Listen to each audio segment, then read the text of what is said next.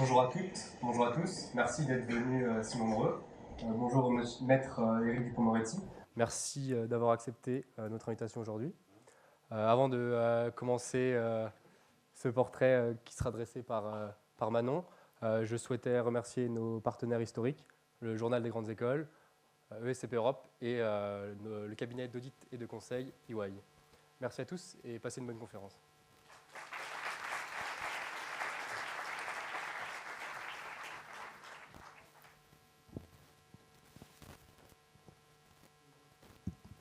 Bonsoir à toutes et à tous.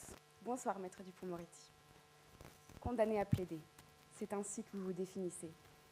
Cette fatalité se serait abattue sur vous alors que vous aviez une quinzaine d'années, en apprenant l'exécution de Christian Ranucci. Vous êtes aujourd'hui un ténor du barreau, maître, une star du prétoire et une personnalité médiatique. Mais derrière votre physique de rugbyman et votre verve qui en paralyse plus d'un, qui êtes-vous?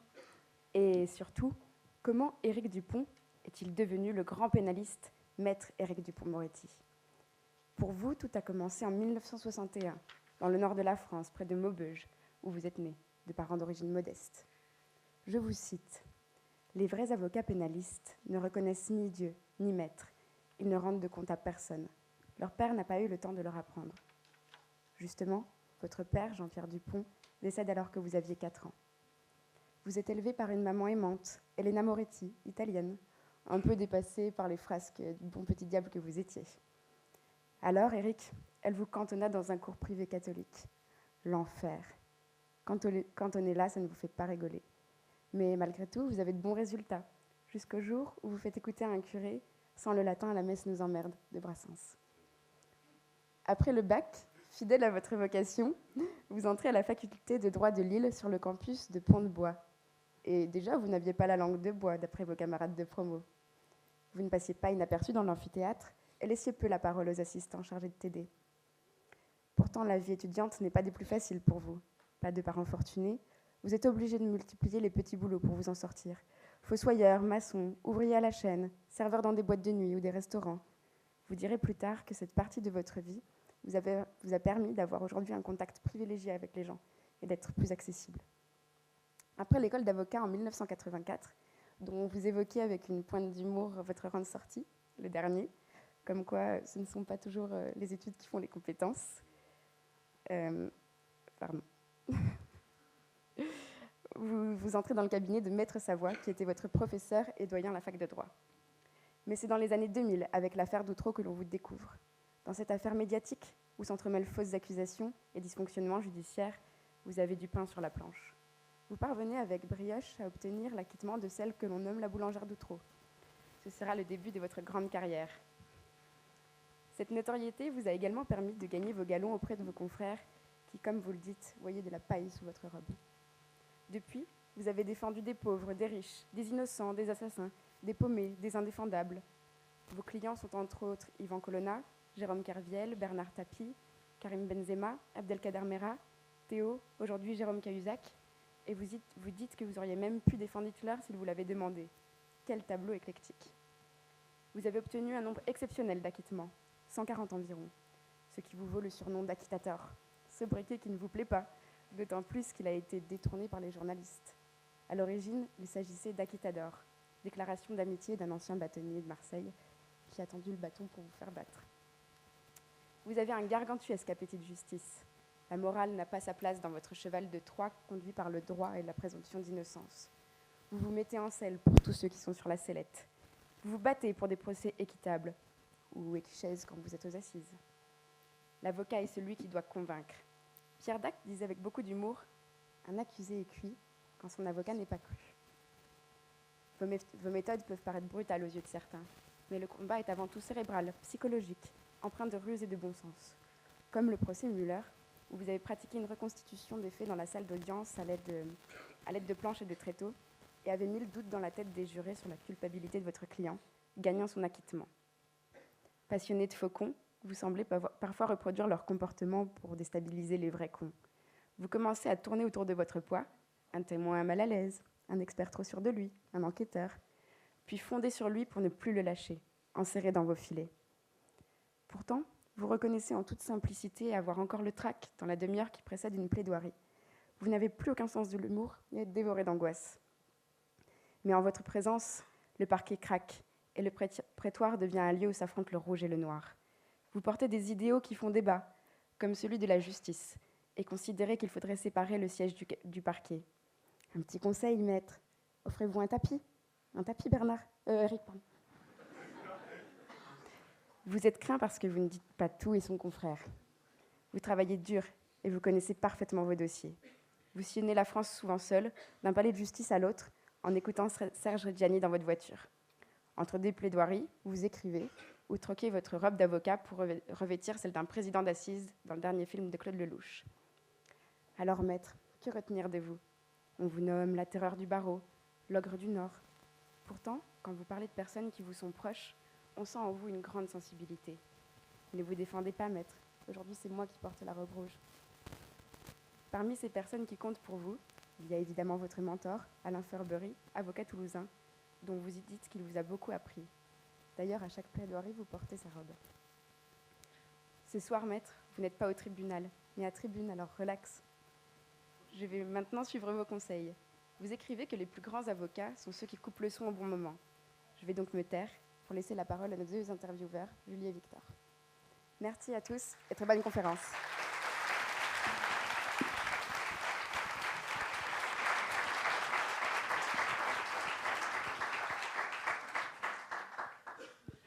Tout d'abord, Maître Dupond-Moretti, souhaitez-vous réagir au portrait que Manon vient de dresser de vous? D'abord, je la remercie parce que c'est un portrait hagiographique, à vrai dire. Il n'y a pas l'ombre de l'once de l'esquisse d'un défaut, ce qui est quand même très très agréable. Au fond, c'est une caresse assez furtive sur un ego dont je concède qu'il est fragile. Elle y a mis beaucoup d'humour, ce qui fait qu'elle est à peu près prête pour le stand-up. Où est-elle? Voilà. Ce qui m'a inquiété, c'est la chaleur de vos acclamations, non pas en tant que telle, mais j'ai entendu que vous applaudissiez avant que je rentre, et je me suis dit, il y a un chauffeur de salle, ça m'a un peu déplu, à vrai dire. Bon. Non, je suis ravi d'être parmi vous, même si ma journée a commencé tôt, parce que je viens de Londres, où il pleuvait. Je vous donne cette information climatique si singulière. Et je répondrai à peu près à toutes vos questions. Je dis à peu près, je me réserve toujours un joker, parce qu'on ne sait jamais. Mais je suis ravi d'être là. Je pense que le métier d'avocat est par définition un métier de transmission dans l'oralité.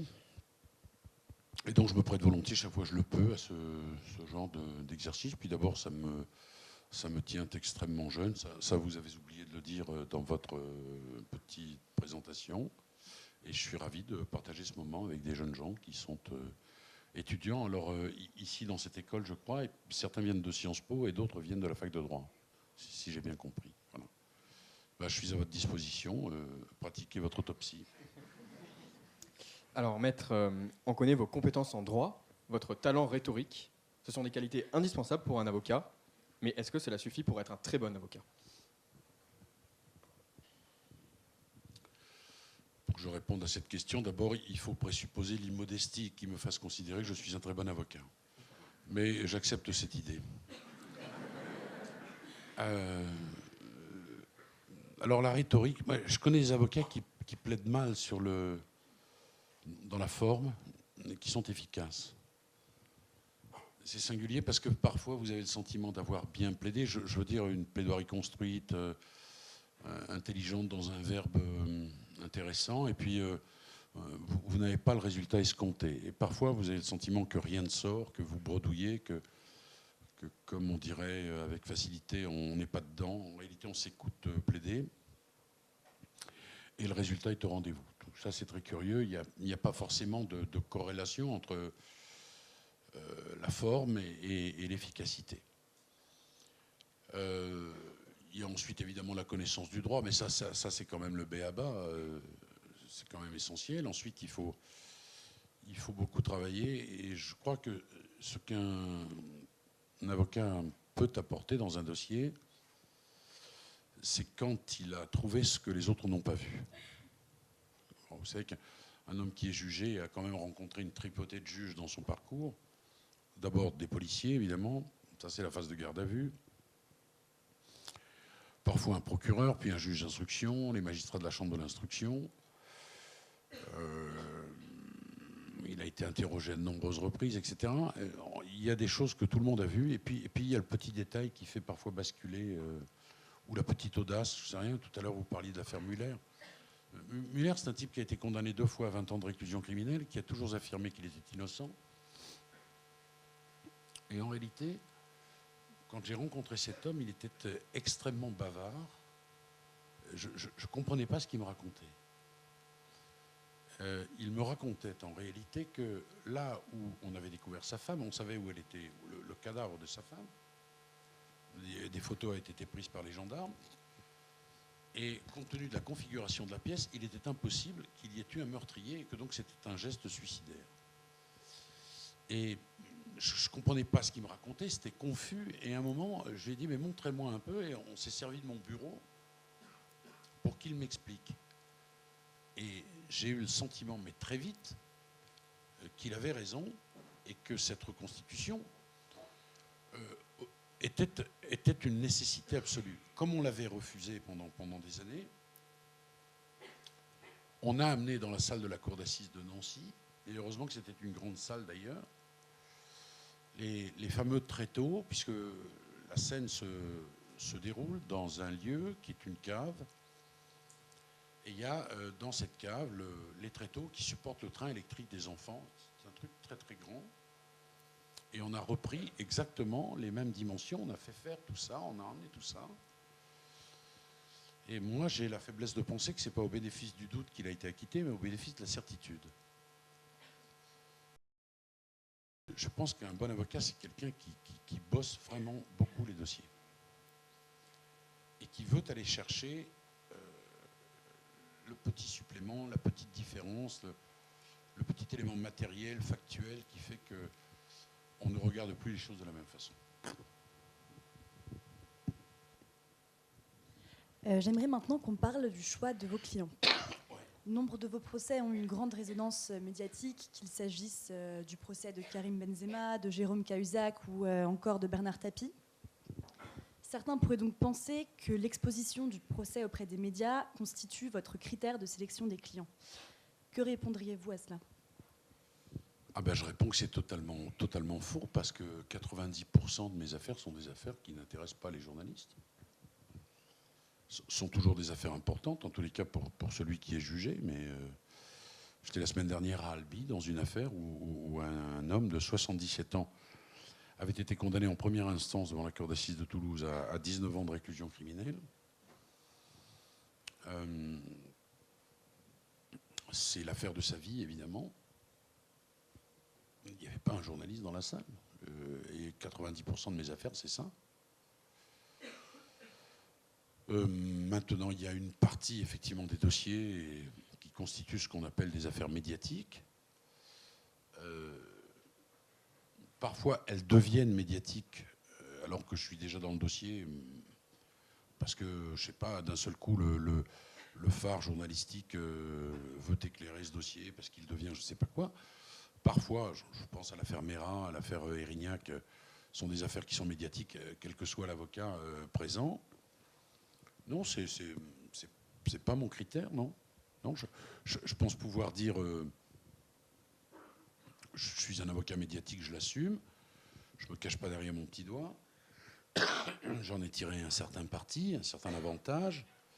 L'avocat qui vous dit qu'il n'a pas envie d'être connu, je crois qu'il n'est pas crédible.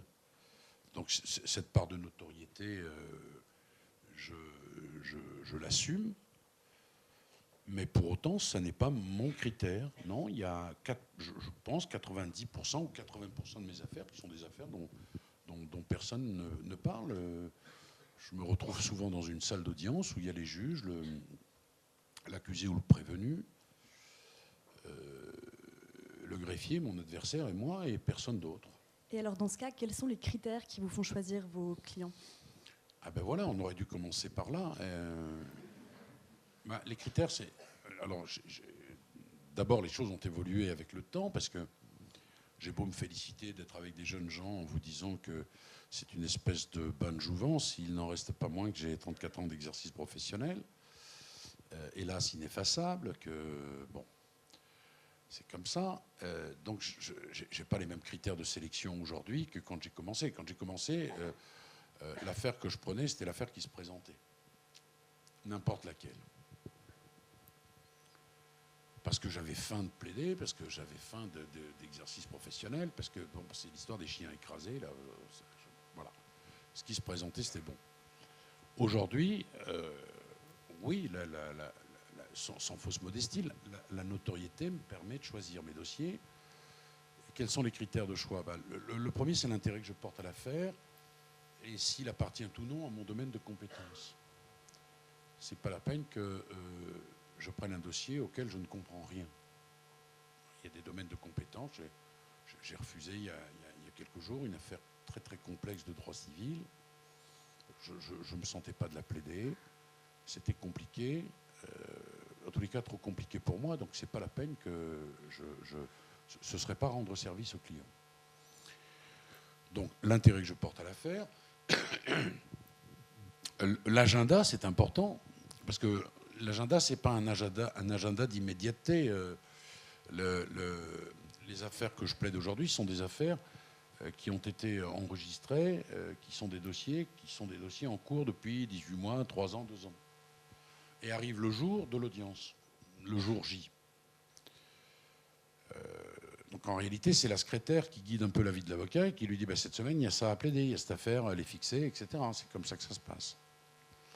Donc si vous venez me voir, par exemple, pour une affaire qui doit se dérouler demain, je dis demain je ne peux pas, parce que je vais plaider à Metz.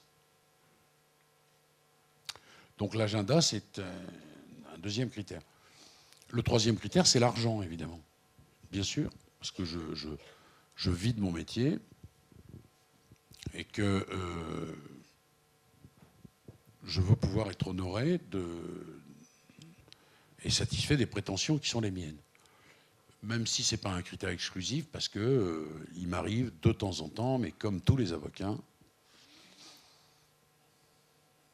de feindre, de gagner ma place au paradis. En fait, non, mais c'est comme le médecin. De temps en temps, le médecin, il soigne un type gratuitement, etc. Ça ne doit évidemment pas être la règle. Je l'ai fait beaucoup quand j'étais jeune, parce que c'était le régime des commissions d'office. Il m'arrive de le faire de temps en temps, mais l'argent est évidemment un critère. Et puis, l'autre chose, évidemment, c'est que je veux garder ma liberté d'avocat, que je ne suis pas prêt à plaider n'importe quoi. L'avocat, c'est celui qui prête sa voix. Advocatus, en latin, ça signifie celui qui prête sa voix. Moi, j'ajoute à celui qui n'en a plus, parce que l'accusé n'a plus de voix et qu'on ne peut pas se défendre tout seul. C'est une catastrophe quand on se défend seul, qui que l'on soit. Et comment vous dire? Il faut que l'avocat puisse garder une... vous pouvez défendre Abdelkader Mera, mais vous ne pouvez pas défendre l'islamisme radical, par exemple. Donc il faut que vous ayez une part importante de liberté et une part de manœuvre qui ne puisse pas être discutée. J'ai souvent dit que je pourrais défendre un négationniste, mais pas un négationniste qui me demanderait de dire que les chambres à gaz n'ont pas existé. Vous voyez la nuance. On peut défendre un homme, mais on n'est pas obligé d'épouser sa cause. Moi, je me suis toujours défini comme un type libre. C'est pour ça que j'ai refusé de faire de la politique, d'être encarté. J'ai des opinions politiques comme tout le monde. J'ai refusé d'appartenir à des associations de victimes ou je ne sais quoi. C'est vraiment un truc que j'aime pas du tout. D'autres associations, je pense philosophiques par exemple, parce que je suis extrêmement inquiet de ma liberté. Et voilà les critères, grosso modo. Et pour rester sur cette question de choix des clients, Nicolas Sarkozy est aujourd'hui impliqué dans de nombreuses affaires. Celle du financement libyen de ses campagnes lui a notamment valu une récente garde à vue. Défendriez-vous aujourd'hui Nicolas Sarkozy? Mais la question, elle se pose d'autant moins que Nicolas Sarkozy est défendu par Thierry Herzog, qui est un de mes amis. Donc vous le défendriez? Je vous répète, vous ne voulez pas l'entendre, mais Nicolas Sarkozy est défendu et bien défendu par un confrère qui s'appelle Thierry Herzog et qui est non seulement un de mes confrères, mais un de mes amis. Très bien. Attends, si vous voulez réessayer, hein, On peut réessayer. Ça va aller. Merci.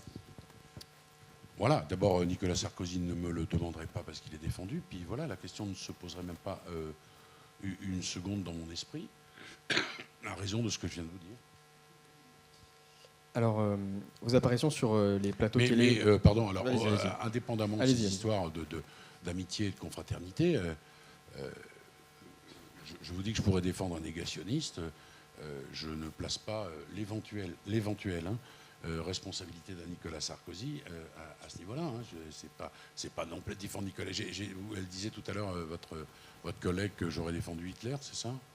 Oui, bon, on est loin de tout ça, hein, Nicolas Sarkozy. Puis il y a toute une démonstration de culpabilité à faire. Il est présumé innocent. J'espère qu'il n'est pas, à vos yeux, ce monstre indéfendable. Mais c'est vous qui posez les questions. Donc, après la médiatisation de vos affaires, on va passer à votre médiatisation. Récemment, vous avez été assez présent à la télé ou à la radio. Donc, C'est vrai. Par exemple, dans On n'est pas couché, France Inter, RTL, etc. Ouais. Qu'est-ce qui vous incite à intervenir dans les médias? D'abord, ça ne vous a pas échappé, dans une période dite de promotion d'un chef-d'œuvre que vous avez en Ici face présent. de vous. Bon, donc quand vous faites un bouquin, c'est pour qu'il soit vendu et pour qu'il soit lu par le plus grand nombre. Ça me paraît une évidence. Et vous ne pouvez pas faire connaître l'existence d'un livre si vous ne participez pas à une promo. Bon. Voilà, je pense avoir directement répondu à votre question. Il y a quand même une préoccupation qui est parfois la mienne, c'est celle d'une éventuelle saturation, ou d'une saturation d'ailleurs. Ce livre, d'ailleurs, vous voyez, je vais vous expliquer des choses, je ne vais pas songer une seconde qu'on évoquerait cela, mais il est, selon moi, venu trop tôt. J'avais sorti un bouquin avec Stéphane Durand-Soufflant, qui est le grand chroniqueur judiciaire du Figaro, l'année dernière, et on m'a proposé, j'ai dit oui. J'étais un peu surpris qu'on le fasse si vite, celui-là, et moi j'étais un peu réticent à sa sortie, parce que je disais, mais les gens ils vont en avoir un peu ras-le-bol, ils vont avoir encore un bouquin, encore lui, etc. Il y a ce phénomène forcément, vous savez, de mode, et puis et le contraire. Le corollaire normal de la mode, c'est qu'à un moment, vous pouvez être dans une situation dans laquelle les gens disent mais voilà, c'est trop, etc. Et moi, j'étais pas pour qu'on le sorte tout de suite, le livre. Il s'avère qu'il est sorti, qu'il marche bien, etc. Je suis ravi de ça. Mais après, quand vous partez dans un truc de promo, oui, bah forcément, vous exposez. Alors, je ne pensais pas nécessairement à ces interventions-là, mais je pensais particulièrement à une intervention que je crois que vous avez eue sur RTL au moment du procès Mera. Sur Inter, avec Demeron. Ouais, sur Inter. Où du coup, vous parliez, vous vous exprimiez, parce qu'on vous a beaucoup reproché, entre guillemets, de défendre M. Mera. Et est-ce que vous avez été obligé de parler, d'intervenir dans les médias pour partager, on va dire, votre métier à l'opinion publique qui parfois condamne des accusés avant même le procès? Est-ce que c'est quelque chose de nécessaire? D'abord, dans l'affaire Mera, je ne me suis jamais exprimé durant toute l'information. Jamais. J'ai eu une saillie drôlatique à laquelle je n'ai pas pu résister. J'ai croisé le journaliste de France Info qui m'a dit le dossier Mera. J'ai dit en réalité, il est là parce qu'il n'est pas très catholique. Bon. Je n'étais pas très fier de moi, mais au fond, ça résumait un peu ce que je pensais.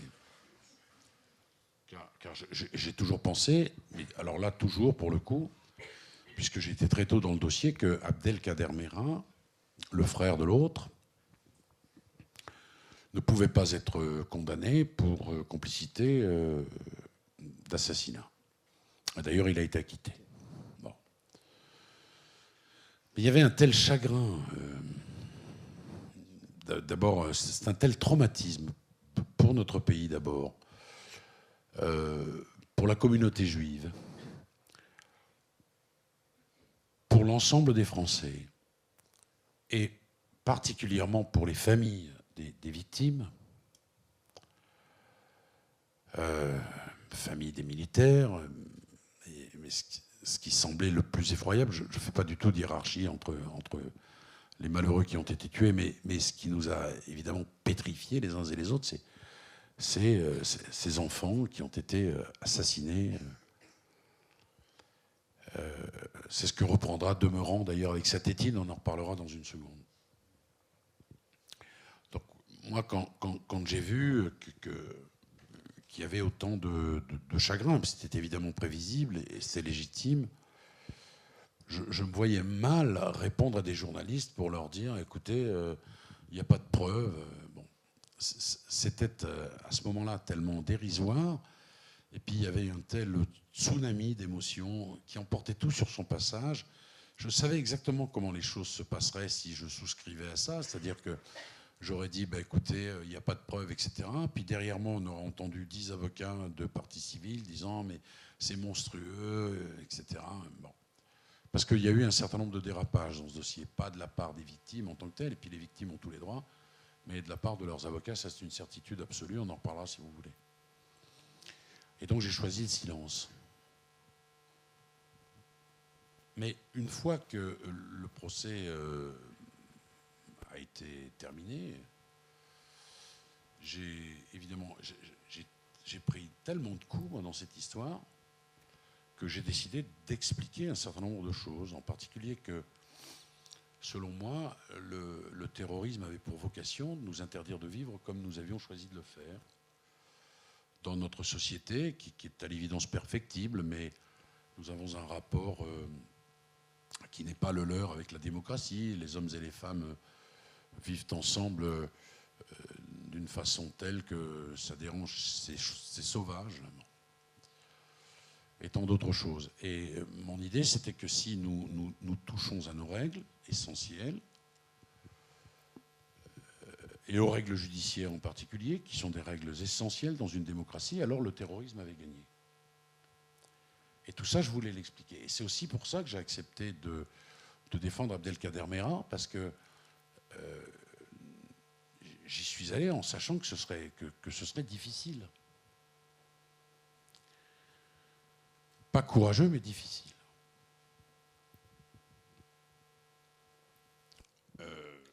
Qu'est-ce que je peux vous dire d'autre ? À ce moment-là, il était question pour moi d'expliquer ce qu'étaient les droits de la défense, en quoi ils étaient nécessaires. Et alors, je dois dire que j'ai été fantastiquement servi par deux personnages qui n'ont pas du tout, en réalité,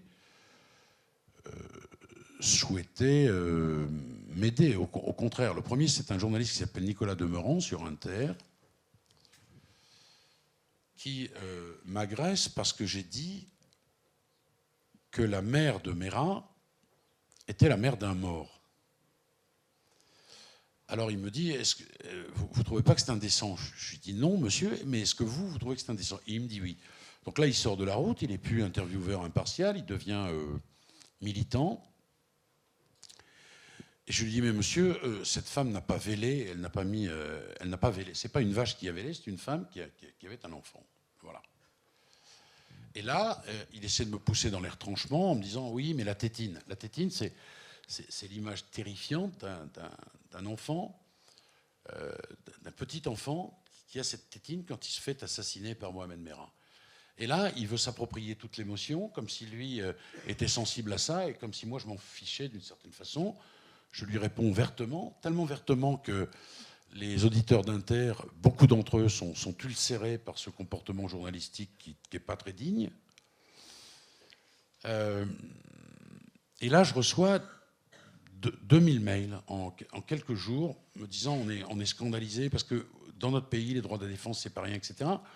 Et demandant, non pas des sanctions contre Demeurant, mais l'intervention d'un médiateur. Ils ont un médiateur sur Inter. Bon. Ça, c'est le premier. C'est-à-dire qu'il y a des tas de gamins qui s'intéresse à l'histoire Mérin parce que, comme on dit aujourd'hui, ça fait le buzz et ça donne, un avocat donne une leçon de rhétorique à un journaliste. C'est ça qui fait le truc. Ça, c'est la première chose. La deuxième, c'est BHL. Voilà. Qui croit devoir écrire dans le Point des choses qui sont une agression. En réalité, je reprends sa lettre dans le bouquin. Et puis je lui réponds vertement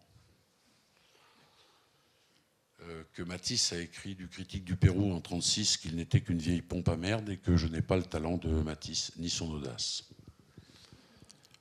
Donc ça voilà. Mais les gens s'intéressent aussi au contenu. Et puis enfin, la dernière chose, c'est que j'accepte la présence de caméras qui filment mon équipe d'assistants, moi-même, du début, de l'avant-procès jusqu'à la fin, pour expliquer comment on travaille, puisqu'on dit qu'il n'y a pas de preuves, pourquoi il n'y a pas de preuves, etc., etc. Voilà un peu le choix de communication. Donc du coup, aujourd'hui, je pense qu'on peut dire que vous êtes l'avocat pénaliste le plus médiatisé de France. Lors des procès, les juges ont forcément des a priori sur vous. Est-ce que vous pensez que ça peut nuire à leur impartialité ? Oui. Est-ce que vous pourriez un petit peu développer ou le oui suffira ? Oui. Très bien, merci. Ah oui, je vais développer, évidemment, d'abord...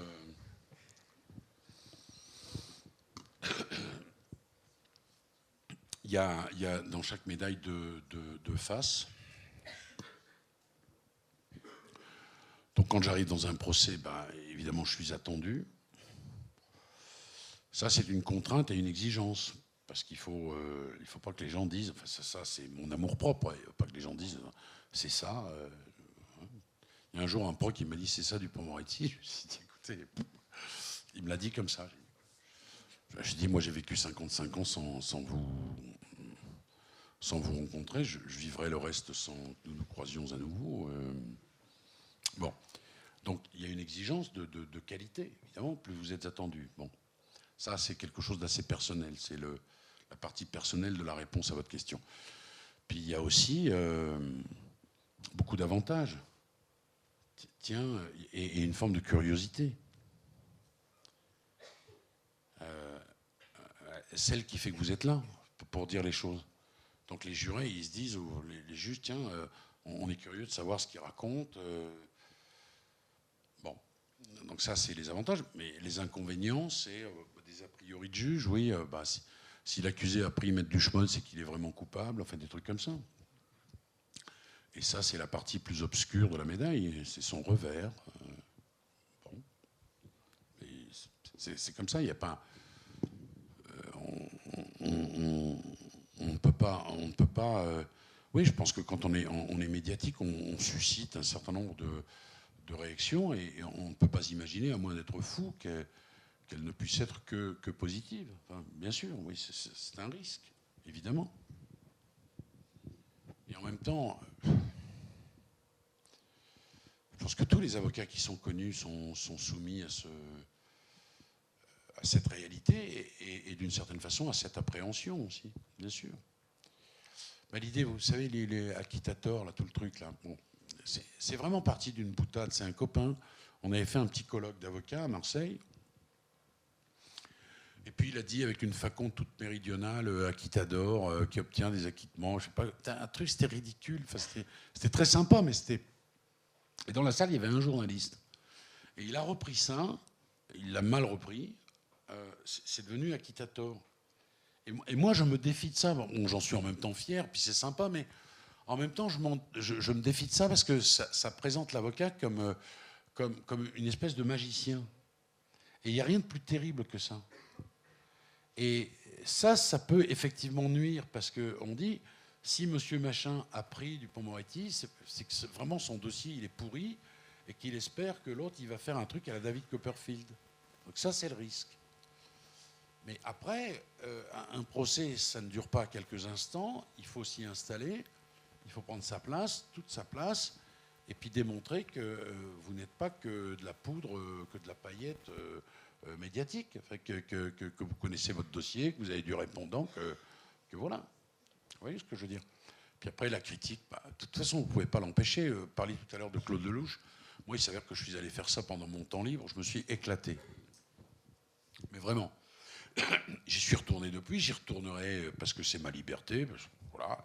Et si j'avais décidé d'aller jouer au golf, je l'ai dit partout, ça n'aurait choqué personne. Au contraire, on aurait dit, tiens, ils sont bourgeois un peu plus. Magnifique. Au golf et au Rotary de je ne sais pas quelle ville de machin, on aurait trouvé ça super. Bon, il s'avère que j'ai aimé ça. D'abord, il y a un rapport avec la sincérité. Enfin, on en reparlera peut-être, parce que en réalité, moi, je soutiens que quand vous plaidez pour un homme, vous racontez pour partie. Hein. Ouais. Et alors là, on part de quelque chose qui est une vraie vie. Chez les acteurs, on part de rien pour en faire quelque chose. Puis il y a des points communs. Il y a vraiment des choses qui sont totalement différentes. Moi, cette expérience me tentait. J'ai adoré faire ça. Mais évidemment, ça a fait l'objet d'un certain nombre de critiques. J'ai raconté, il y a 2 consoeurs qui sont mes adversaires, que j'avais un peu malmenés dans une audience, et l'une d'entre elles croit devoir dire, trouve une espèce de bouée salvatrice, et elle dit ah oui, mais nous, on ne fait pas de cinéma. J'ai dit, mais en même temps, on ne vous a pas proposé de rôle, donc voilà. Donc, si on résume ma longue réponse, c'est on ne peut pas plaire à tout le monde, et c'est comme ça. Parlons maintenant des quelques critiques que vous avez émises à l'égard du milieu de la magistrature. Après avoir décrit dans votre dictionnaire à la page C, donc C comme cuisine, votre recette de spaghettis, Oui. vous parlez de petite cuisine judiciaire. Oui. Au sujet de la connivence et du corporatisme qui existe entre juges qui se connaissent et qui s'en servent pour orienter les procès. Oui. Comment, selon vous, lutter contre cette petite cuisine judiciaire ? J'ai quelques recettes. Moi, je suis pour d'abord la suppression de l'École nationale de la magistrature. Il s'avère que je vais aller en discuter bientôt à l'invitation de son directeur, Olivier Laurent. Olivier Laurent, que je tiens pour un très grand magistrat et qui a été président de la Cour d'assises de Paris, donc qui j'ai très souvent plaidé. C'est un type d'ouverture. D'ailleurs, dans son discours de rentrée, il a rendu hommage aux avocats et il a dit à ses futurs élèves, futurs magistrats, à quel point on ne pouvait pas fonctionner sans nous et à quel point on était important dans le système. C'est suffisamment rare pour être souligné, ça, hein, parce qu'on est dans une période totalement anti-avocat, là. Donc il y a ça dont il faut qu'on discute. Moi, je n'ai rien contre les élèves de l'ENM, évidemment, hein, mais j'ai quelque chose contre leur formation. Donc je ne vais pas là-bas comme un va-t-en-guerre, je ne vais pas dégoupiller une grenade dans leur truc, là. J'ai quelques arguments à faire valoir. Le premier d'entre eux étant le corporatisme. Je trouve que le diplôme de juge, c'est quelque chose d'invraisemblable, au fond. Il faut que, d'abord, la vie ait un peu marqué ceux qui sont amenés à juger leurs contemporains. Et pardon de vous dire que quand on a la chance d'être, ce qui est votre cas, très très jeune, on n'a peut-être pas les aptitudes pour juger. On a sans doute les qualités intellectuelles, on connaît le droit, etc. Mais enfin, il faut avoir traversé un peu les difficultés de la vie pour se mettre à la place des autres. Parce que c'est ça, au fond, juger. Bon. Comment vous voulez parler d'un divorce si vous n'avez fait que voir vivre vos parents ? Comment vous pouvez parler de... Enfin, oui, non pas qu'il faille vivre toutes les situations, mais il faut que la vie vous ait amené... Moi, je vous affirme, vous ne penserez sans doute pas à moi dans 30 ans, mais comme tous les gens de mon âge, moi je vais avoir 57 ans bientôt. J'ai plus du tout la même vision sur les choses que celle que je pouvais avoir dans l'arrogance de mes 20 ans. Ben oui, c'est normal. Et donc, je trouve que le temps permet d'affiner les raisonnements, permet de connaître les situations, permet... Bon. Alors moi, je suggère que les futurs magistrats soient d'abord avocats une dizaine d'années. Puis il y a un autre avantage, c'est quand vous sortez avec un diplôme de juge et que vous touchez directement le pouvoir, c'est un pouvoir exorbitant, le pouvoir judiciaire. Vous pouvez très vite vous choper le melon et la grosse tête. Mais quand vous êtes avocat à 23 ans, vous quémandez, vous implorez, et ça vous met dans une position qui est au contraire une position d'humilité. Et moi, je pense qu'il faut avoir vécu cela avant de vouloir juger. Les professions judiciaires attirent les dingues. Chez les avocats, d'ailleurs, comme chez les magistrats. Mais je pense qu'ils font plus de mal encore chez les magistrats que chez les avocats. Je veux dire par là qu'il y a des gens qui vont là parce qu'ils ont un sens de l'autre et qu'ils ont vraiment envie de... Et puis il y a des tas de types qui rentrent là-dedans pour régler leur compte avec la vie. Et ceux-là, c'est les plus dangereux parce que c'est des frustrés et qui ne sont pas là pour faire le bien, mais pour faire du mal. Donc, cette réflexion, elle mérite d'avoir lieu. D'ailleurs, dans la plupart des pays d'Europe, il n'y a pas d'école nationale de la magistrature. Il y en a une au Portugal qui a imité la France. Alors, il y a ensuite l'Espagne et l'Italie. Mais l'Espagne et l'Italie connaissent un système dans lequel le siège, moi je connais bien la procédure italienne, le siège est séparé du parquet complètement. Ça change tout. Chez nous, il y a des comportements de connivence entre le juge d'instruction et le procureur qui sont absolument incroyables. Et c'est normal. Ils sont cousins. Ils font la même école. Un procureur peut devenir juge du siège. Un juge du siège peut devenir procureur. Ils ont, pour beaucoup d'entre eux, beaucoup de pas dire d'animosité, encore qu'il y ait ça aussi parfois, mais ils ont beaucoup de défiance à l'encontre des avocats. Là, ils ont fait un nouveau palais de justice, là c'est un bunker, là. C'est une espèce de truc. Vous savez, le procureur, si vous allez dans une salle d'audience, vous verrez, il est à la même hauteur que le président. Il porte la même robe que lui. Le président Coujard, qui est un ancien président de la Cour d'assises de Paris, disait c'est le seul sport où l'arbitre porte le même maillot qu'un des joueurs. C'est vrai. Ils rentrent par la même porte. Et il y en a un qui est surélevé, c'est le procureur, et l'avocat est tout en bas. Et on appelait ça une erreur de menuiserie. Et ça n'est plus une erreur de menuiserie aujourd'hui, c'est une volonté, parce que dans le nouveau palais de justice de Paris, ils n'ont rien modifié. Le proc est toujours là, l'avocat est toujours là-bas tout en bas. Et si vous êtes accusé, imaginez un peu l'effet que ça peut vous faire sur le plan symbolique. Vous voyez le président et le procureur qui rentrent par la même porte, ils ont la même robe. Parfois, ils se font même des signes de connivence, et parfois, c'est une vraie connivence. Et puis l'avocat, il est tout en bas, et le type, il est jugé, il se dit, mais quand même, c'est déjà curieux comme configuration. D'ailleurs, dans les juridictions de droit international, anglo-saxonnes en particulier, c'est pas du tout comme ça que ça se passe. Donc oui, ce sont des choses qui sont à réviser. J'ajoute que la magistrature est le corps le plus endogame de France. C'est-à-dire là, on se marie le plus entre soi. Et ça donne lieu à des situations, mais absolument invraisemblables, que l'on accepte au nom des usages et de la pratique. Et la France a du mal à faire le ménage là-dessus. Il faut que vous sachiez, par exemple, qu'il y a jusqu'à peu de temps encore, le parquet général à la Cour de cassation délibérait avec les juges du siège. Et à Strasbourg, on a dit, mais c'est quand même pas trop normal cette histoire.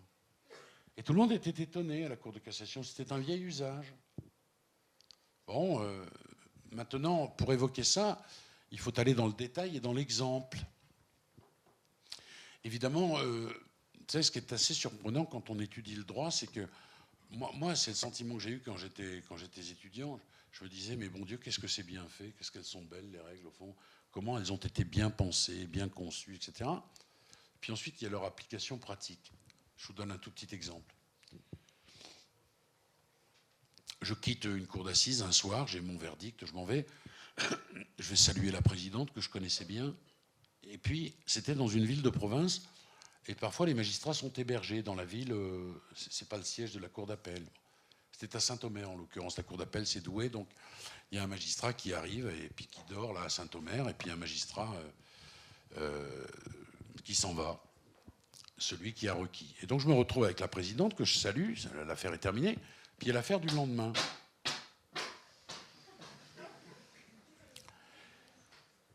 Et c'est une sortie remarquable. Et là, je vois le procureur de l'affaire de lendemain, de l'affaire du lendemain, Jean Bafouille, qui parle avec la présidente et ils évoquent la façon dont l'accusé tenait l'arme en ma présence. Alors moi, ça ne me regardait pas, parce que ce n'était pas mon affaire. Mais je les regarde faire, dans une espèce de connivence, de complicité. Il y a un moment, je dis, mais ça ne vous gêne pas de parler de cette affaire? Il n'y a pas d'avocat, il n'y a pas de contradictoire. Ben non, parce que ça fait partie de... Bon, je pourrais multiplier les exemples, mais après, c'est abscon, parce qu'il faut il faut connaître l'institution dans sa quotidienneté pour apprécier ça. Mais vous savez que quand une procédure d'instruction est terminée, le procureur prend ce qu'on appelle un réquisitoire définitif. Et ensuite, le juge d'instruction examine s'il y a lieu ou non de renvoyer l'intéressé devant la juridiction.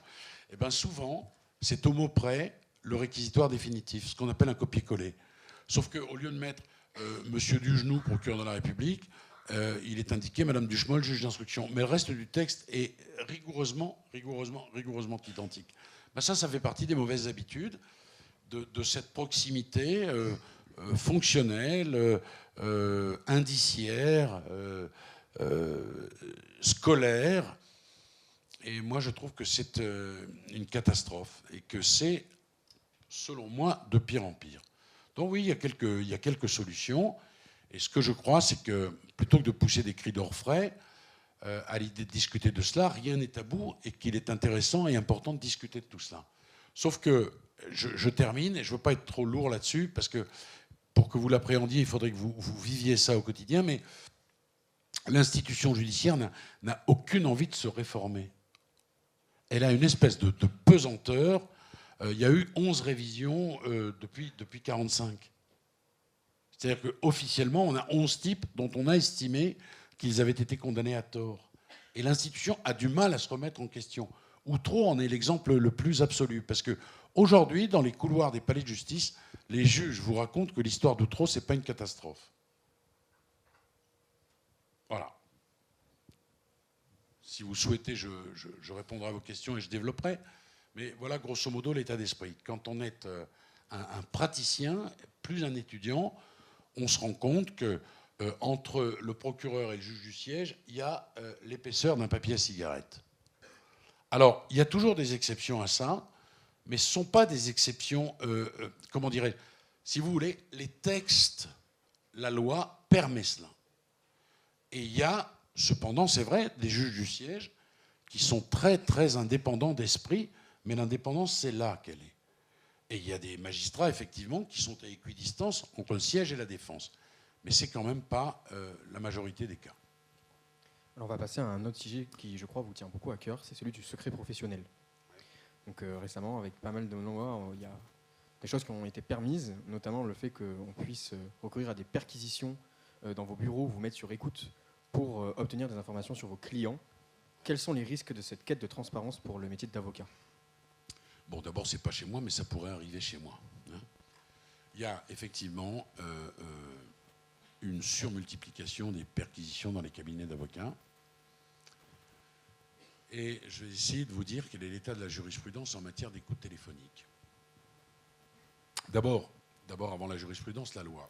Ce que règle la loi française, ça n'est pas les écoutes téléphoniques, ça n'est pas les écoutes à proprement parler, c'est la retranscription des écoutes. C'est-à-dire qu'il est interdit aux policiers de retranscrire une écoute entre un avocat et son client. De retranscrire. Mais quand je vous dis ça, vous avez déjà compris que les policiers ont entendu. Donc ils savent ce que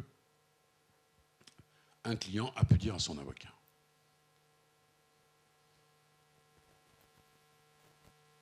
De surcroît, ils franchissent parfois allègrement le Rubicon de la loi, s'agissant de la retranscription, et ils retranscrivent quand même. On avait longtemps écouté Nicolas Sarkozy et Thierry Herzog, dont tout le monde savait qu'il était son avocat. Ils ont naturellement fait valoir ce lien professionnel pour dire que les juges du pôle financier qui avaient ordonné les écoutes avaient violé le secret professionnel. Et de façon absolument incroyable, je vous passe les détails de la procédure, mais la Cour de cassation a rendu un arrêt dans lequel elle dit, grosso modo, il n'y a pas de secret professionnel parce que Nicolas Sarkozy n'est ni mis en examen, ni placé en garde à vue. C'est stupéfiant de lire ça. Ça veut dire que dans un divorce, il n'y a jamais de mise en examen. Il n'y a pas de garde à vue. Alors il n'y aurait pas de secret professionnel. C'est ça que ça veut dire. Alors, Le barreau s'est ému. Moi et d'autres copains, on a fait partir une pétition. On a recueilli plus de 10 000 signatures. Des Italiens ont signé, des Suisses, des Belges, évidemment beaucoup d'avocats français concernés. Mais les Italiens qui ont une criminalité organisée, que vous savez, la mafia, etc., ils étaient sidérés. Ils disaient, mais comment en France on peut écouter un avocat, etc., alors que nous, on a une criminalité la plus organisée d'Europe et notre législation n'envisage pas une seule seconde cette possibilité. Chez nous, ce serait un scandale, etc. Bon, ben voilà, dans le pays des droits de l'homme, on peut faire ça, paraît-il. Alors, le barreau s'est ému. François Hollande avait promis une loi, ce que moi j'appelais de mes voeux. Alors, moi, j'ai écrit à tous les parlementaires avocats. Ils m'ont tous dit, ouais, super, c'est une bonne idée. Enfin, pas tous, mais beaucoup d'entre eux. Depuis, rien. Je vais recommencer, d'ailleurs. Ça me donne une idée. Je vais refaire une lettre dans les jours qui viennent. Parce qu'on n'a toujours pas notre loi. Moi, ce que je voulais, c'est que, comme aux États-Unis, les avocats donnent les numéros de téléphone qu'ils sont susceptibles d'utiliser. Les persos, les portables, etc. Et il y a un système très très simple qui permet d'assurer véritablement le secret professionnel, parce que dès que la police tombe sur un de ces numéros, elle ne peut plus rien enregistrer. Voilà. Moi, j'affirme que, sauf s'il est suspecté, lui, d'avoir commis un crime ou un délit, auquel cas il est injusticiable comme les autres, rien ne peut justifier qu'un juge écoute la conversation d'un avocat et de son client. Moi, je vais même plus loin, d'un avocat et de la famille de son client. Et rien ne permet à un juge d'instruction d'aller perquisitionner chez un avocat pour y trouver ce qu'il veut obtenir, parce qu'en réalité, l'article 80 du Code de procédure pénale dispose que le juge peut faire tout ce qui lui semble utile à la manifestation de la vérité. C'est un texte qui est beaucoup trop large. Et je vous donne un tout petit exemple.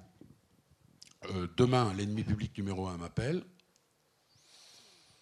Et bien, après-demain, je peux être perquisitionné par un juge dans l'espoir qu'il trouve dans un de mes tiroirs l'adresse de ce client. Moi, je suis désolé, je ne suis pas l'annexe du commissariat de police, je ne suis pas là pour renseigner le juge d'instruction. Et je trouve que le cabinet d'un avocat doit être un véritable sanctuaire. Une fois encore, qui protège d'abord exclusivement le justiciable, qu'il soit, c'est vrai, l'ennemi public numéro 1, mais qu'il soit également, vous, si vous venez me voir, pour je ne sais quelle difficulté, du registre de l'intimité de votre vie privée. Enfin, voilà ce que je pense, et c'est comme ça que les choses devraient fonctionner dans une grande démocratie. Je vais maintenant vous poser la dernière et ultime question de cette première partie de conférence. Comme l'a dit Manon, dans votre portrait, vous avez joué dans un film de Claude Lelouch le rôle de président de la cour d'assises, qui est donc le véritable chef d'orchestre du procès. En tant que président d'assises, comment auriez-vous réagi face à un Dupond-Moretti ?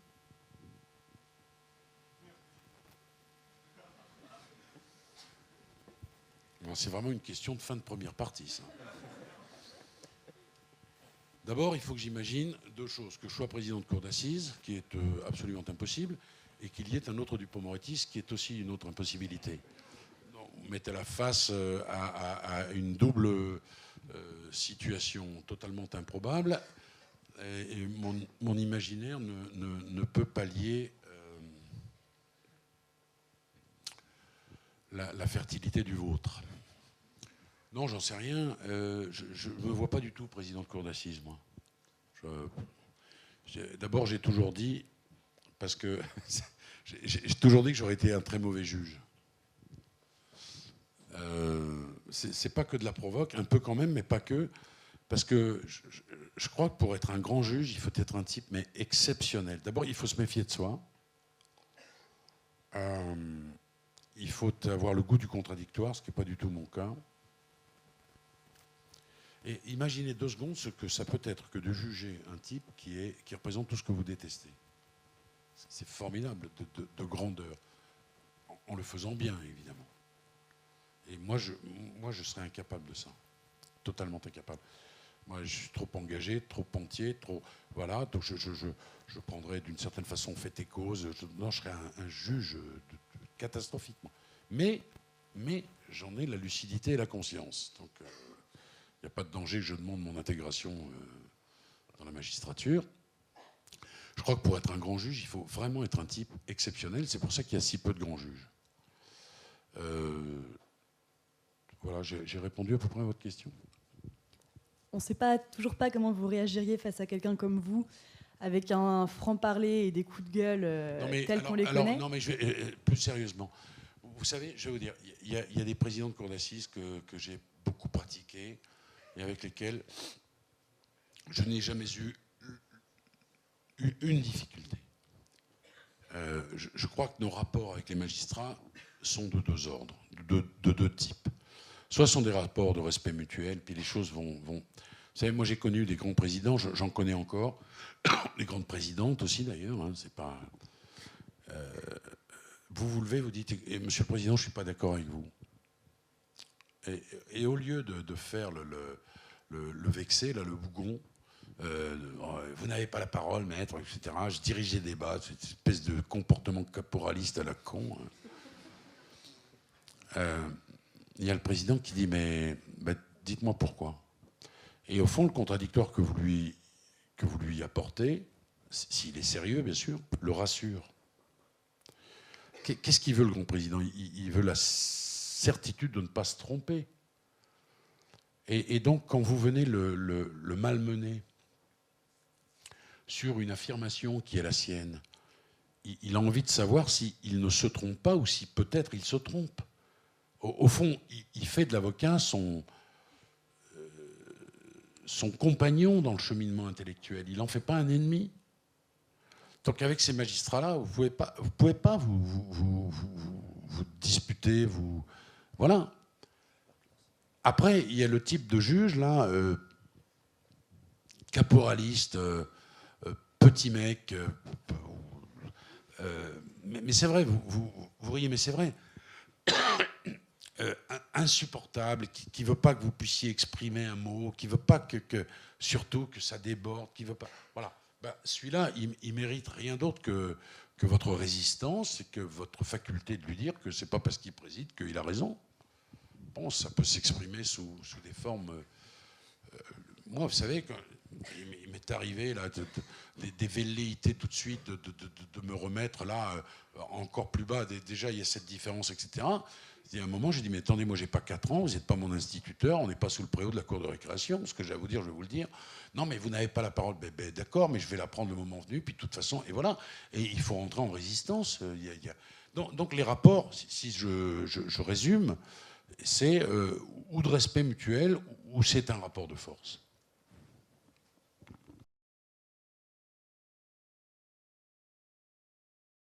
Ma question se pose donc par rapport à tous les problèmes que vous avez exprimés par rapport aux juges et aux magistrats, ainsi que le fait qu'on sait que les avocats n'ont pas tous le même niveau et que souvent les bons avocats se réservent aux personnes un peu plus aisées, je pense, de manière générale, et aussi le fait que chaque personne a sa personne propre, ses idées préconçues et tout ça.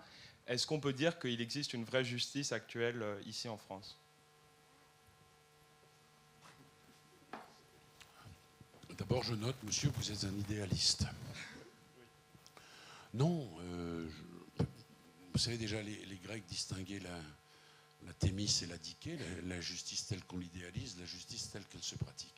Mais soyons clairs, il n'y aura jamais de système dans lequel tout sera parfait, évidemment, parce que la justice, elle est terriblement humaine, et parfois merveilleusement humaine d'ailleurs. Mais en revanche, il y a des petites difficultés, parfois des grandes difficultés d'ordre fonctionnel que l'on pourrait corriger. Voilà.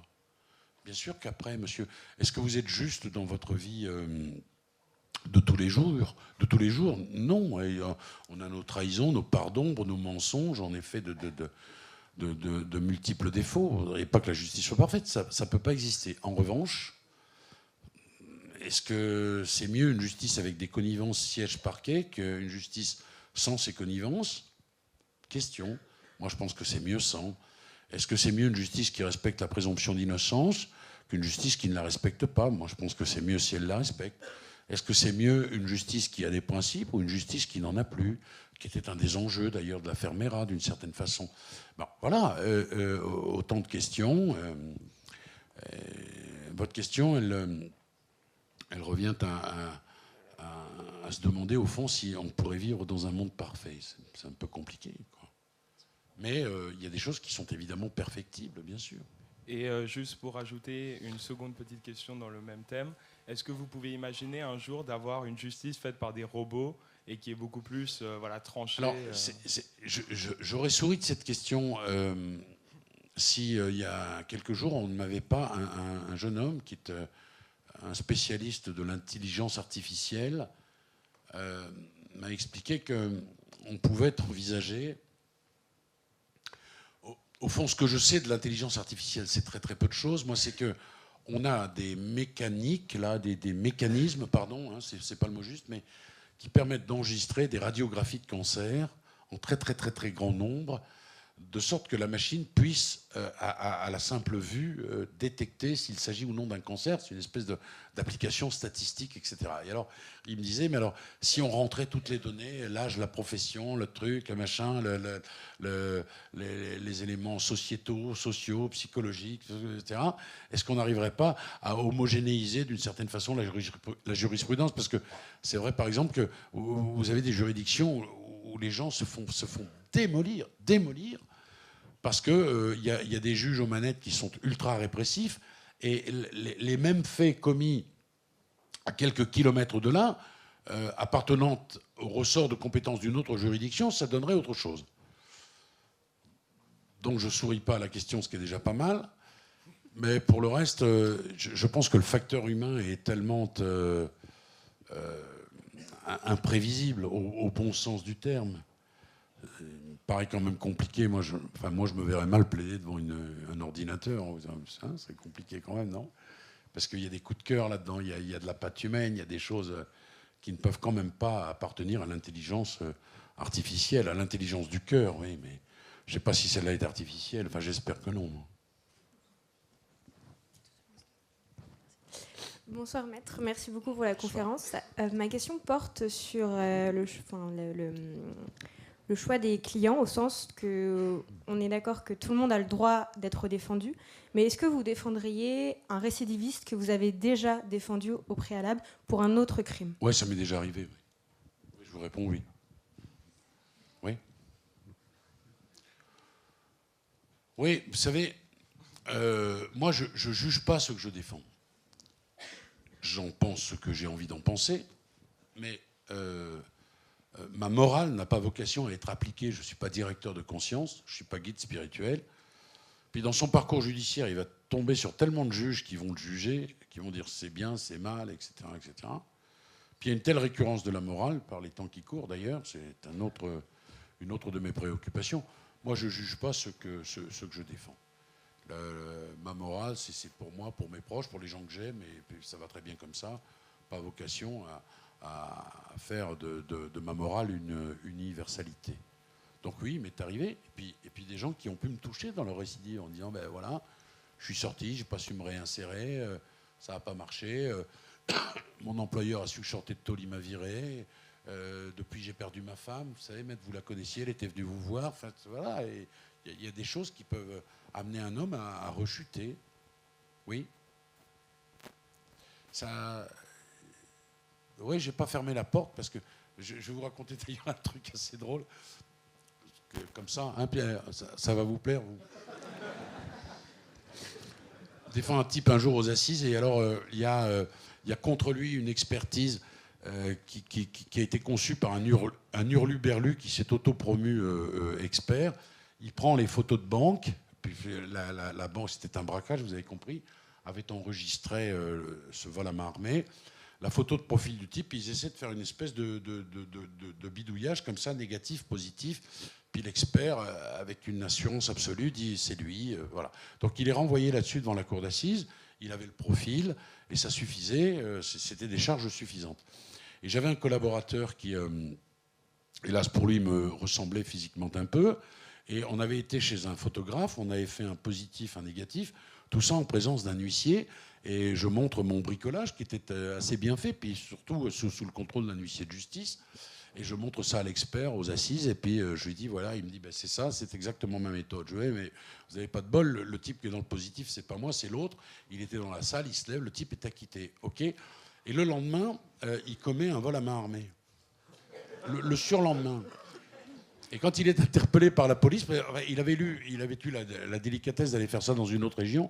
Il dit que c'était pour payer les honoraires du Pont-Moretti. Donc c'est rigoureusement authentique. Hein. Voilà. Mais là, c'était pas une récidive parce qu'il avait été acquitté. Là. Il était innocent du premier fait. Mais voilà. C'est un commencement. Bonsoir monsieur. Le procès d'Abdelkader Mera s'est déroulé devant une formation sans jury. Pensez-vous que la suppression des jurys d'assises pour certains crimes pourra rendre la justice peut-être moins émotive et peut-être aussi plus juste? C'est ce que disent les magistrats professionnels. Moi, je ne suis pas du tout convaincu de cela. Mais... Vous savez, on a tout fait depuis ces dernières années pour réduire le jury populaire à sa plus simple expression.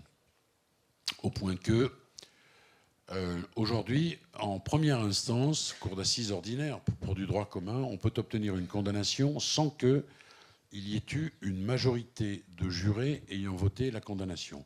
Ça, c'est une première dans l'histoire de notre justice. Vous avez vu qu'on va faire des tribunaux criminels, on va virer les jurés de partout. Moi, je trouve que le jury populaire est une bouffée d'oxygène dans le corporatisme des juges, que c'est un acte de démocratie directe. Et je peux vous assurer que les jurés, ils ont très, très, très majoritairement à cœur de bien rendre la justice, d'être attentif au débat, etc., etc. Et puis je trouve que le bon sens, c'est une vertu cardinale et que c'est bien que le peuple soit mêlé parce qu'au fond, là, les jurés, ils ne peuvent plus critiquer la justice, ils sont dedans, ils l'incarnent, ils la rendent. Et je trouve que c'est le seul lien entre le peuple et la justice. Mais malheureusement, on est parti pour qu'il n'y ait plus de cour d'assises. Ça, je ne veux pas jouer les Cassandres, mais je crois vraiment que on arrivera là. Et personnellement, je le déplore.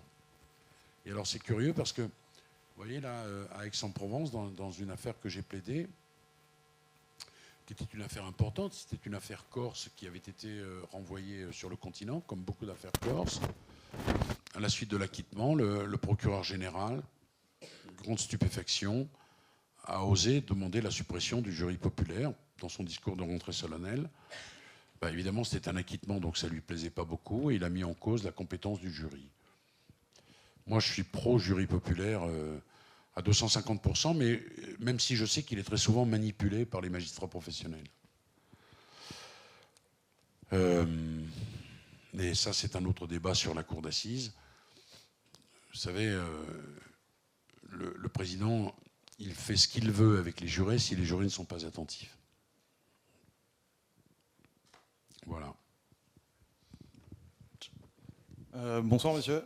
J'aurais une question. Enfin, moi, je comprends très bien une citation, enfin une phrase que vous avez donnée, qui a été donnée lors de votre présentation. Vous parlez de bon ou de mauvais jury. Mais qu'est-ce qu'un mauvais jury pour vous? C'est une personne immorale ou enfin, comment une personne peut mal ou bien juger en fait? Et qu'est-ce qui vous fait dire qu'un jury est mauvais ou bon? Je ne sais pas si vous avez compris la question. Non. Mais j'arrive pas à comprendre comment on peut parler de bon ou de mauvais jury. Vous n'arrivez pas à comprendre comment on peut dire d'un juge qu'il est un bon juge. D'abord, je n'ai pas parlé de jury, mais d'un bon juge ou d'un mauvais juge? Parce que, oui, enfin, j'ai du mal à voir. À part, enfin, est-ce que c'est une personne immorale, du coup, selon vous? Bah, d'abord, c'est une question de tenue. Si vous allez dans... Vous avez déjà été dans une audience? Oui. Oui. Quand même. Eh bien, faites plusieurs salles, plusieurs chambres, etc. Et vous verrez déjà comment certains présidents s'adressent aux justiciables. Oui, rien que ça, c'est le premier signe. Okay. Ah ben ouais, mais c'est pas rien. Si le président respecte les justiciables ou s'il les méprise. Je vais vous raconter un petit dialogue, monsieur.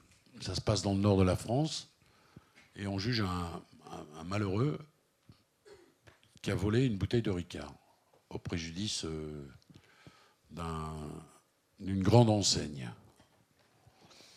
Et alors le président l'aborde, très condescendant, et lui dit Monsieur, on va prendre un nom du Nord, de Coninck, il vous est reproché d'avoir frauduleusement soustrait une bouteille d'alcool au préjudice des établissements Carrefour. Et le type, il ne comprend pas. Il ne comprend pas, vous voyez, c'est un type qui n'a pas été à l'école. Voilà. Et donc, il fronce les sourcils. Il ne comprend pas ce que lui dit le président. Il dit, mais qu'est-ce que vous me dites là? Il demande avec beaucoup d'humilité. Et l'autre salopard lui répond, plaît-il? Ben là, déjà, vous vous dites, c'est pas un très bon juge, celui-là. C'est pas un mec qui déborde d'humanité, vous voyez? Des exemples comme ça, je peux vous en fournir des centaines. Je peux aussi vous donner des exemples de magistrats très respectueux des justiciables, qui les accueillent comme ils doivent être accueillis. Par exemple, il y a des gens, ils perdent. Vous vous êtes levé, vous m'avez appelé monsieur, l'autre il voulait que je m'appelle Eric, c'est pas le problème. Ça c'est quand c'est consenti, vous comprenez?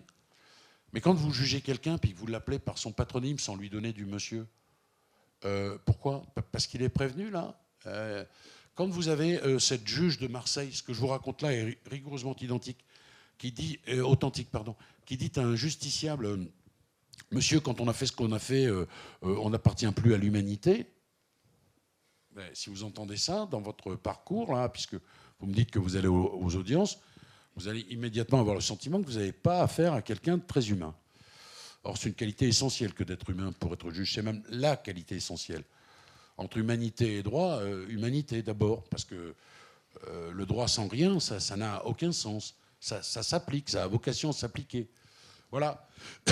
Et puis après, vous avez les gens qui s'en foutent, qui sont là pour cogner. Et puis voilà. Comment on reconnaît un bon juge? Je ne sais pas, monsieur. Comment on reconnaît un bon étudiant d'un mauvais étudiant? Ben, un bon étudiant, c'est un type qui fait bien le boulot. Un bon juge, c'est quelqu'un qui fait bien le boulot. Mais il y a quelques critères quand même. Oui, non, d'accord. Mais vous ne remettez pas en cause leur jugement. C'était ça ma question. Comment je ne remets pas en cause leur jugement? Mais si, bien sûr que je remets en cause. Bien sûr, monsieur. Je ne comprends pas votre question. Non, moi, je ne comprends pas comment on peut dire de quelqu'un qui juge si elle juge bien ou mal. Je viens de vous donner quelques exemples là, qui sont accessibles, me semble-t-il. La façon dont déjà on se tient à l'égard du justiciable. C'est un premier critère. Oui, d'accord. Mais donc ça, c'est dans la façon de se comporter avec l'individu. Mais pas dans le jugement qu'ils rendent. Un bon juge, monsieur, c'est un juge qui doute, qui est capable d'exprimer dans une motivation ce qu'est le doute. Un bon juge, c'est quelqu'un qui est capable de se dire, en tant qu'homme, j'ai vraisemblablement affaire en face de moi à un coupable, mais en tant que juge, je ne franchis pas ce pas parce que la preuve de sa culpabilité n'a pas été rapportée. Un mauvais juge, c'est quelqu'un qui condamne au bénéfice du doute. Faites la différence entre ça et ça. D'accord, ok. Merci. Mais non, mais je voudrais... me dites pas merci parce que vous êtes courtois, dites-moi merci parce que vous avez compris. Il y a des juges qui font mal le boulot, qui s'en foutent, qui sont là pour cogner, qui sont là à la chaîne. Si vous allez aux audiences de flagrant délit, vous verrez, il y a 50 types jugés dans une après-midi. Vous verrez comment ils sont bousculés, malmenés. Ça, d'ailleurs, c'est pas que de la faute des juges. C'est aussi du fait du nombre des déferments, de l'absence de magistrats, etc. Mais il y a des critères qui sont objectifs. Enfin, bon sang, monsieur, excusez-moi, mais quand vous étiez enfant, si vous avez été remis à votre place par vos parents, il y a des fois vous disiez c'est juste, et des fois vous disiez c'est injuste. C'est un sentiment que l'on a, qui est immédiatement perceptible quand on est face à l'institution judiciaire. Est-ce que vous voyez ce que je veux dire? Ouais. Bon, je suis content. Maître, je voudrais tout d'abord vous remercier au nom des différents juristes qui composent cette salle d'être venus aujourd'hui. Ma question est une question d'actualité. J'aimerais obtenir votre avis au sujet de la forme que prend la contestation des avocats vis-à-vis de la réforme portée par la garde des Sceaux. Notamment, pensez-vous qu'il est conciliable avec l'article 6, paragraphe 1 de la Cour européenne des droits de l'homme de faire grève, de faire éruption au cours d'assises des Alpes-Maritimes et que la défense ne soit plus assurée?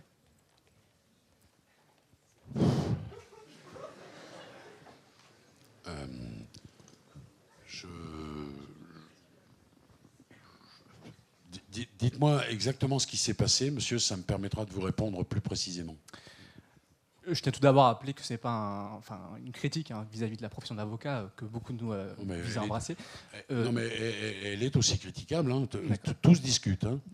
Plusieurs avocats ont fait... Moi, par exemple, je suis parfois choqué que la profession se mobilise pour des augmentations d'AJ, etc., ce qui est parfaitement légitime, mais que la profession se mobilise moins pour des atteintes au secret professionnel, par exemple. Hein. Moi, ça me turlupine toujours un peu. Mais bon. C'est pour ça que je n'ai pas voulu aborder le fond, sur la forme. Non, ouais. Mais moi, je suis assez critique. Je vais vous dire un truc, là. Je ne sais pas s'il y a beaucoup d'entre vous qui veulent devenir avocat. Quelques-uns, oui. Bon, je vais vous dire quelque chose qui va me rendre beaucoup moins sympathique à vos yeux. Je pense qu'il faut qu'on instaure un numerus clausus. Je suis un des rares à le dire publiquement. Pourquoi ? Parce qu'aujourd'hui, quand on sort des centres de formation professionnelle des avocats, donc que l'on est avocat, on ne trouve plus de place. C'est-à-dire que la profession n'absorbe plus le nombre d'avocats qu'elle produit. C'est une catastrophe, ça. Et il y a des tas de gens qui sont sur le carreau. Cette profession s'est considérablement paupérisée. Et alors, ils ont pallié cette difficulté en permettant à des jeunes gens qui sortent de l'école des avocats de s'installer immédiatement. Ce qui est une autre catastrophe. Parce qu'on est dans la transmission, c'est un métier de transmission totale. Moi, je travaille avec des jeunes, j'en ai beaucoup. J'ai 7 collaborateurs qui sont jeunes, qui sortent de l'école. Il n'y a pas une journée, il n'y a pas une demi-journée, il n'y a pas sans qu'on me dise mais et ça, qu'est-ce que vous en pensez ? Et ça, est-ce qu'on est dans le bon sens, dans la bonne direction ? Qu'est-ce qu'il faut faire ? Qu'est-ce qu'il ne faut pas faire ? Dans le rapport avec le client, dans le rapport avec le magistrat, dans la façon d'écrire. Et alors, tout ça, pour ceux qui n'ont pas de stage, c'est une espèce de condamnation à la solitude, et pardon de le dire, forcément, tu as une forme d'incompétence, parce qu'il y a ce que l'on a appris, évidemment, tout ça c'est très bien, puis après, il y a la mise en pratique. Comprenez, le métier est en train de se tuer avec ça. Bon, moi, je suis un des rares types à le dire, parce que après les autres, ils disent « Ah ouais, mais lui, évidemment, lui, ça va, pour lui, ok, ça va. » Moi, j'ai connu l'époque où j'avais pas un client, évidemment, parce que j'ai démarré comme tout le monde. Et j'en ai conservé le souvenir. Sauf qu'aujourd'hui, je le redis, il manque de médecins en France, mais il y a trop d'avocats. C'est curieux, mais c'est comme ça. La profession n'arrive plus à absorber ce qu'elle produit. Et c'est grave, ça. C'est très grave, parce qu'on obère l'avenir de jeunes gens qui peuvent croire en ce métier, qui est un métier formidable, mais dans lequel il n'y a plus de place pour le moment. Alors, qu'est-ce qu'on fait avec ça ? Bon. Donc tout ça pour vous dire qu'on peut aussi être critique à l'égard ou à l'encontre, pardon, de ce métier que moi j'adore, mais pour autant, je ne sais toujours pas ce qui s'est passé devant la Cour d'assises des Alpes-Maritimes. Vous allez me le dire. La grève, oui, la grève pour les raisons techniques, matérielles, je veux bien, mais ce qui me chagrine, c'est que le barreau a du mal à bouger pour des questions de principe. Plusieurs avocats ont fait irruption lors d'une audience. L'avocat de la défense a demandé un renvoi qui a été refusé. Oui. Et l'avocat de la défense et les avocats qui avaient fait irruption ont quitté la salle. Donc la fin de l'audience s'est déroulée sans défense. Est-ce que vous pensez qu'il est normal, au final, que des avocats, pour des motifs aussi légitimes qu'ils soient, ce n'est pas sur le fond, puissent au final faire grève ou se comporter de la sorte ? Je ne sais pas, monsieur, je ne peux pas répondre à votre question. J'ai vu qu'il y avait une polémique à Nice, qu'on a reproché à M. Véron, qui préside la cour d'assises, de dire que les avocats étaient des cheminots, c'est ça ? Ouais. C'était à la suite de ça. Ouais, et on lui a beaucoup reproché cette phrase. Et vous voyez, moi je tiens M. Véron pour un grand président de cour d'assises, un type très humain. Alors peut-être que l'histoire ne retiendra que cette phrase, qui sera, je ne sais pas, je ne connais pas assez le contexte pour répondre à ça, je ne suis pas omniscient. Mais c'est vrai qu'il y a des intérêts contradictoires. Il y a les intérêts de la défense, mais il y a aussi l'intérêt de l'accusé qui doit être défendu. Peut-être que c'est quelqu'un qui est en détention provisoire depuis très très longtemps. Je ne sais pas. Vous savez, la grève de la SNCF, vous entendez les CGTistes, vous entendez les usagers, c'est pas le même discours. Allez, tranchez ça. Franchement, je ne veux pas m'aventurer là, monsieur. Pas que je ne veuille pas répondre à votre question, mais c'est pas suffisamment ce qui a pu se passer là pour me risquer une réponse dont je ne maîtrise pas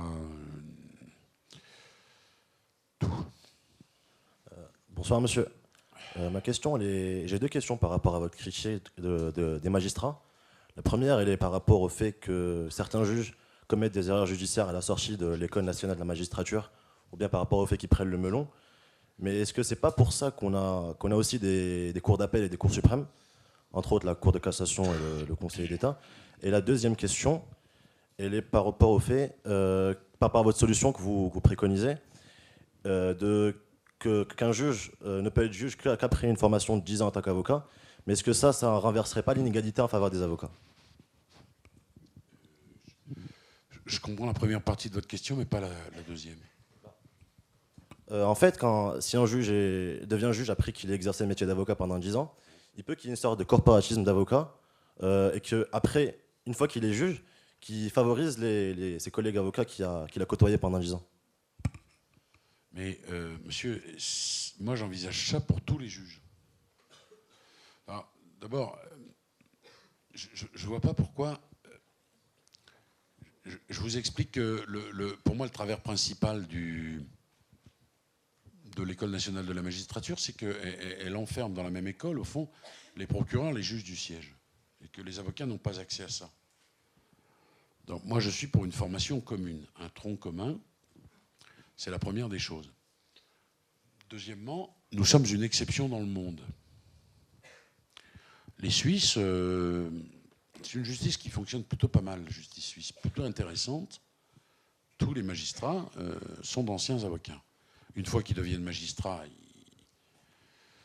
ils exercent leur fonction de magistrat, mais ils n'ont pas de défiance à l'égard de la défense, puisqu'ils ont été eux-mêmes avocats. C'est une chose. Et puis il y a des choses psychologiques que je vous expliquais tout à l'heure. C'est-à-dire que quand on est avocat, on est dans la demande. Donc, pas dans l'arrogance. On est forcément dans l'humilité.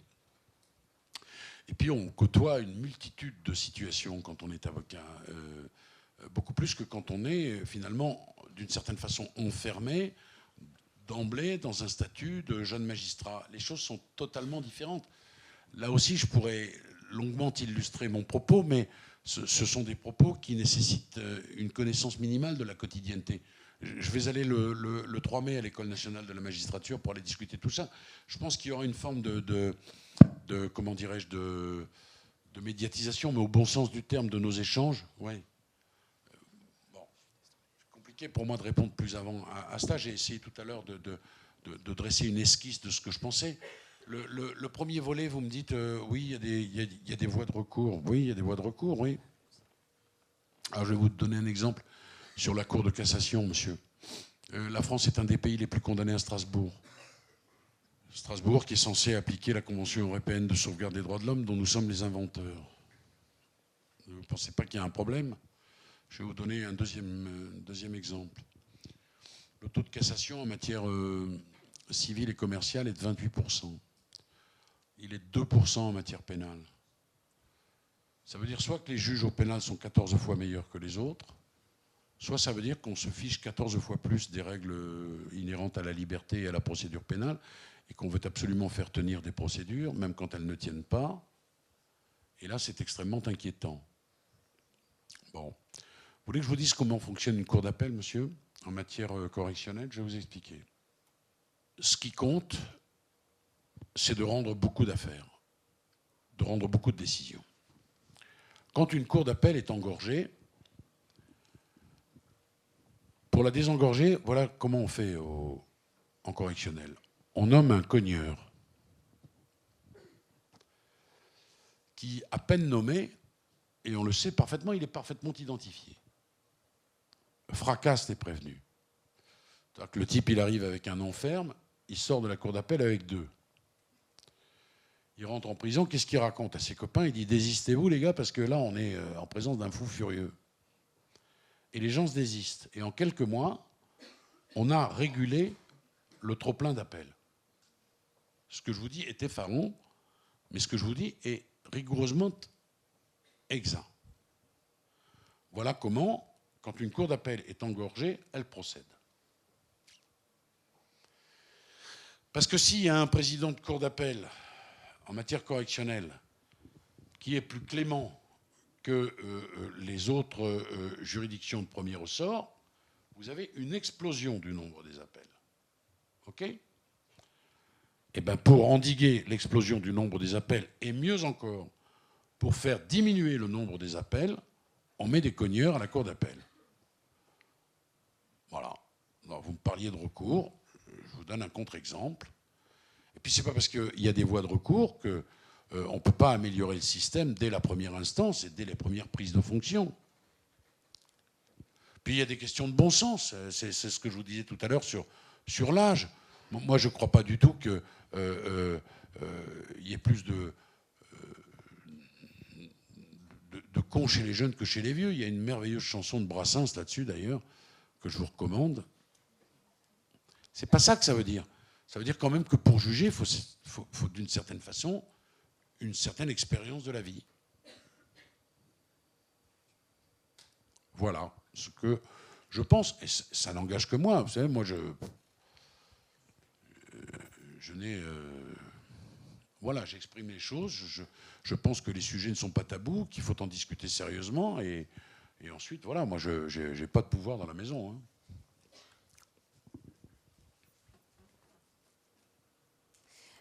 Bonsoir maître, merci pour votre présence ce soir. Alors moi, en fait, avec tout ce qu'on a dit depuis le début, je me suis posé une question. En fait, je me demande s'il y a quelque chose chez vous de l'ordre de l'idéologie, mais au sens presque neutre, en fait, de manière consciente ou très peu consciente, en fait. Est-ce que si vous avez décidé de faire du droit et surtout du pénal, c'est dans l'idée de contribuer à une cause ou même quelque chose de très abstrait? Enfin, je sais pas, je pense que quand on décide de faire du droit, c'est qu'on a un rapport à la société qui est quand même particulier, mais pas que dans la dimension technique du droit, mais aussi dans ses enjeux plus sociaux et sociétaux. Et je me demandais si chez vous, comme je pense par exemple à des avocats comme Jacques Vergès, qui s'est un peu servi du droit pour mener son combat anticolonialiste, je me demandais si chez vous, il y avait quelque chose voilà, du même ordre. Bah, sans doute, oui. Oui, sans doute. Et moi, j'ai réfléchi à tout ça il y a au fond peu de temps, si je vous fais cette réponse qui est un peu une confidence. Je me suis jamais posé ces questions-là durant toute une période de ma vie professionnelle. Et je me les suis posées à partir du moment où je me suis dit, mais j'en ai fait plus, il y en a plus derrière que devant. Et là, évidemment, vous êtes dans une espèce d'introspection... c'est une espèce de gamberge. Il paraît que c'est les Américains, ils appellent ça la crise de la middle age. Bon, vous, ça vous est totalement étranger à vous, là, parce que vous avez largement le temps, mais vous verrez pourquoi j'ai fait ces choix-là, pourquoi je suis là, pourquoi ci, pourquoi ça, etc. Puis c'est un mélange de plein de choses. Et j'ai commencé à faire une espèce d'analyse de tout ça. Oui, il y a de ce que vous dites, mais il n'y a pas que ça. Il y a aussi le fait que les métiers d'expression publique vous permettent une expression un peu psychanalytique, d'une certaine façon. Que vous ne racontez pas devant le psychiatre ou le psychanalyste, mais vous racontez devant un public. Quand vous plaidez pour quelqu'un, vous racontez votre histoire, au fond. Vous racontez la sienne, mais sous le prisme de ce que vous êtes. Si vous prenez deux avocats qui racontent exactement la même personnalité, ils ne vont pas du tout dire les mêmes choses. Ils vont le dire avec des sensibilités différentes, et certains vont s'arrêter sur certaines aspérités, d'autres sur d'autres, etc. Bon, moi, quand je raconte la mort du père d'un de mes clients, quand c'est dans son curriculum vitae, en réalité, je raconte la mort de mon père. Il y a une façon de se raconter. Le condamné à plaider, c'était ça le sens dans le livre que j'ai écrit avec Stéphane Durand-Soufflant. Puis après, il y a des choses de votre vie qui font que vous êtes là et pas ailleurs. Et il n'y a pas de hasard dans la vie. Paul Éluard a dit qu'il y avait des rencontres. C'est pas un hasard. Je ne sais pas ce que vous avez choisi de faire, mais il n'y a pas de hasard là. Vous êtes là où votre histoire vous a conduit, mais pas que votre histoire. Donc c'est un mélange de... Oui, je pense que effectivement, si vous voulez dire que ce métier est un vecteur d'un certain nombre de choses, sans aucun doute. Sans aucun doute.